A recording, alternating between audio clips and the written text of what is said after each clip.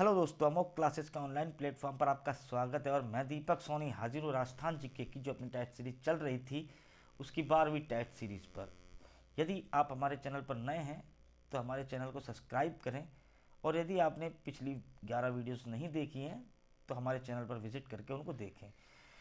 अपना उद्देश्य यही होता है कि हम जल्दी से जल्दी ज़्यादा से ज़्यादा सवालों को देखें। तो चलिए दोस्तों, बिना देरी किए चलते हैं हम पहले सवाल पर।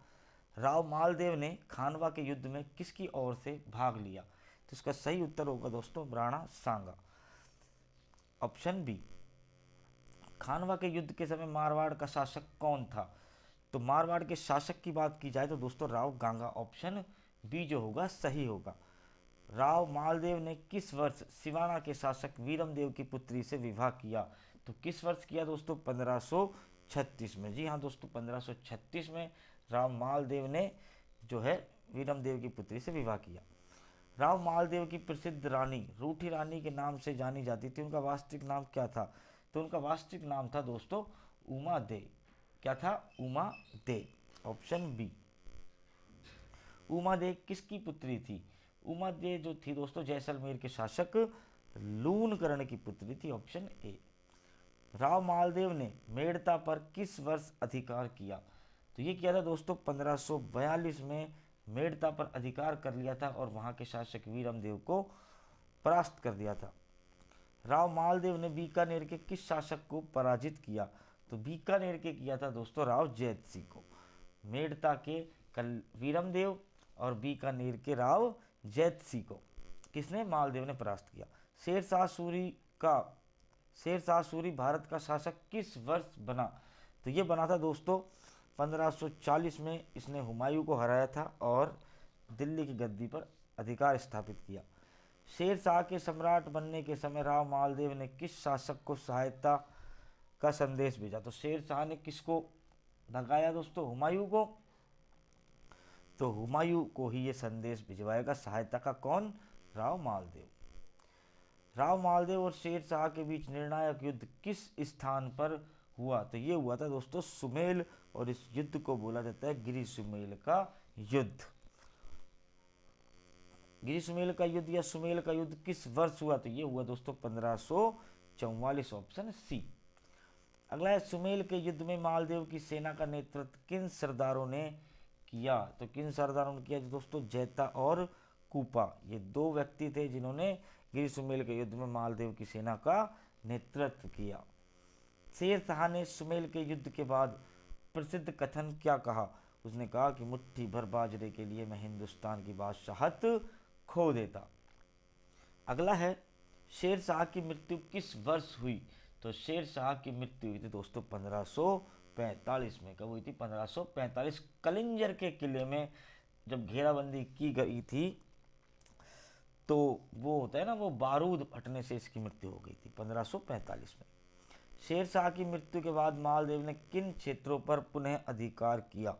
शेर शाह की मृत्यु के बाद मालदेव ने जोधपुर, पोखरण और फलौदी पर जो है अपना अधिकार कर लिया था, ऑप्शन ए।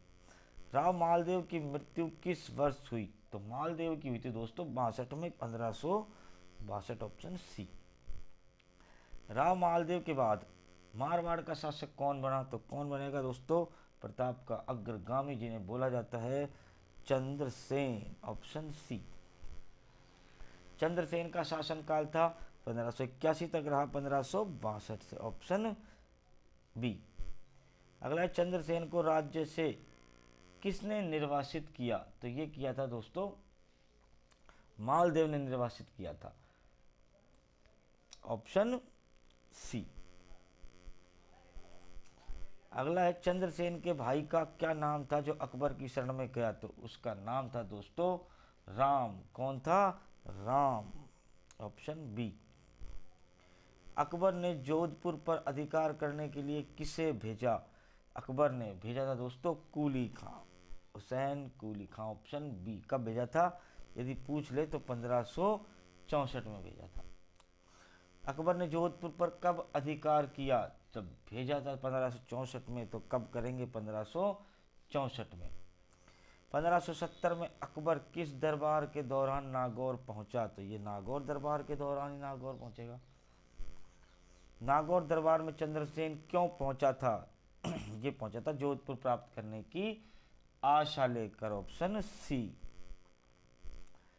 अकबर ने जोधपुर का अधिकारी किसे नियुक्त किया? तो ये किया था दोस्तों बीकानेर के राय सिंह को, ऑप्शन ए। चंद्रसेन ने जोधपुर छोड़ने के बाद कहाँ शरण ली? तो चंद्रसेन ने शरण ली दोस्तों कहाँ पर? तो भादरा जून, ऑप्शन बी। और इसके बाद ये बहुत जगह इधर उधर घूमा। मुगलों के विरुद्ध संघर्ष जारी रखने के लिए चंद्रसेन कहाँ चला गया था? ये चला गया था पहाड़ियों में। कहाँ चला गया था दोस्तों? पहाड़ियों में। और अगर स्पेशल पूछ ले तो गिरवा की पहाड़ियाँ। कहाँ पर? गिरवा की नहीं दोस्तों, गिरवा की भी उदयपुर में भी गया था ये, पर उससे पहले ये वो 56 की पहाड़ियाँ हैं ना जो अपनी बाड़मेर में, वहाँ चला गया था। चंद्रसेन ने अपनी राजधानी कहाँ बनाई? तो चंद्रसेन ने अपनी राजधानी कहाँ बनाई दोस्तों? पीपलोद। कहाँ बनाई? Piplod, option C. और ये कब बनाई? तो ये जोधपुर छोड़ने के बाद बनाई थी। चंद्रसेन के समर्थकों में कौन प्रमुख थे? चावल सूरजदास, जी हाँ। पूंजा डोडिया, जी हाँ। मेघराज, जी हाँ। सभी, ऑप्शन डी जो होगा इसका सही होगा। अगला है सिवाना का दुर्ग किस क्षेत्र में स्थित था? तो ये था दोस्तों पहाड़ियों में, ऑप्शन सी। अगला, चंद्रसेन ने मुगलों से बचने के लिए कौन सी नीति अपनाई? तो यही अपनाई, छापामार युद्ध। चंद्रसेन के कारण मारवाड़ के लोग किससे असंतुष्ट हो गए? चंद्रसेन के कारण किससे होंगे? तो चंद्रसेन से ही होंगे। अच्छा, ये क्वेश्चन थोड़ा सोचने वाला है कि भाई बहुत इजी सा लग रहा है, इसीलिए ये बनाया गया, ऑप्शन सी बिल्कुल। चंद्रसेन ने अंततः किसकी शरण ली? अंततः सिरोही की शरण ली। वो इधर उधर बहुत घूमा और अंत में सिरोही के पास पहुंचा। चंद्रसेन ने मेवाड़ में किसके साथ संघर्ष किया? तो ये किया था दोस्तों महाराणा प्रताप के साथ। अगला है, चंद्रसेन की मृत्यु किस वर्ष हुई? तो ये हुई थी दोस्तों 1581 में। इतिहासकारों ने चंद्रसेन की तुलना किससे की? महाराणा प्रताप से की। प्रताप का अग्रगामी या मारवाड़ का महाराणा प्रताप इसको कहते हैं, ऑप्शन बी। चंद्रसेन ने मुगलों की अधीनता क्यों स्वीकार नहीं की? क्योंकि उसको स्वाभिमान था स्वयं पर, इसलिए।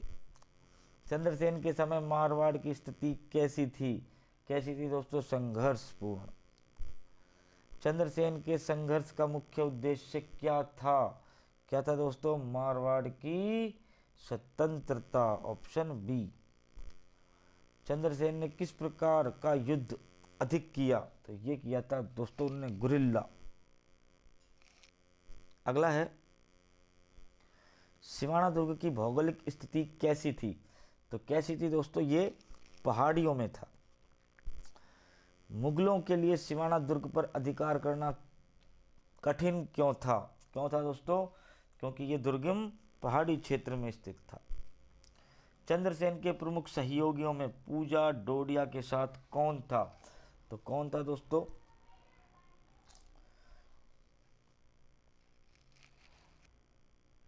अच्छा, ये पूंजा डोडिया इसने 2 बार लिख दिया। ये सवाल इस तरह बनेगा, इस तरह कि चंद्रसेन के प्रमुख सहयोगियों में साथ कौन था? तो कौन था ये?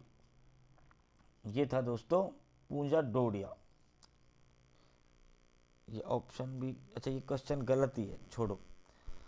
अगला देखो, चंद्रसेन ने किस क्षेत्र से मुगलों पर आक्रमण किए? तो किस क्षेत्र से किए दोस्तों? सिवाना से किए। कहाँ से? सिवाना से किए। चंद्रसेन के संघर्ष का प्रभाव किस पर पड़ा? तो किस पर पड़ा दोस्तों? ये पड़ा पूरे मारवाड़ पर। मुगलों ने चंद्रसेन के समर्थकों को समाप्त करने का प्रयास क्यों किया? क्योंकि विद्रोह को रोकना चाहते थे मुगल। चंद्रसेन के समय मारवाड़ का राजनीतिक वातावरण कैसा था? विद्रोहपूर्ण था। बिल्कुल दोस्तों, विद्रोहपूर्ण था। अगला है, चंद्रसेन के संघर्ष का अंत किस घटना से हुआ? तो दोस्तों जब उसकी मृत्यु हुई तभी उसका संघर्ष का अंत हुआ। अगला है, चंद्रसेन को मारवाड़ के इतिहास में किस रूप में याद किया जाता है? तो ये किया जाता है दोस्तों एक वीर योद्धा के रूप में।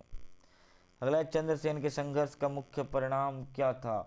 ये था दोस्तों दीर्घकालीन संघर्ष। स्वतंत्र तो नहीं कर पाया था वो, ना मुगलों को हरा पाया था, ना आर्थिक समृद्धि, पर उसका जो था वो दीर्घ संघर्षकालीन एक परिणाम निकला। तो इसी के साथ दोस्तों आज की अपनी टेस्ट सीरीज होती है ख़त्म, और ये अपनी 12वीं टेस्ट सीरीज़ थी। इसका मतलब कि हमने 600 क्वेश्चंस जो हैं इन टेस्ट सीरीज में देख लिए हैं। यदि आप इसी तरह हमारे साथ जुड़े रहना चाहते हैं तो हमारे चैनल को सब्सक्राइब जरूर करें। मिलते हैं एक नई वीडियो के साथ, तब तक के लिए जय हिंद जय भारत।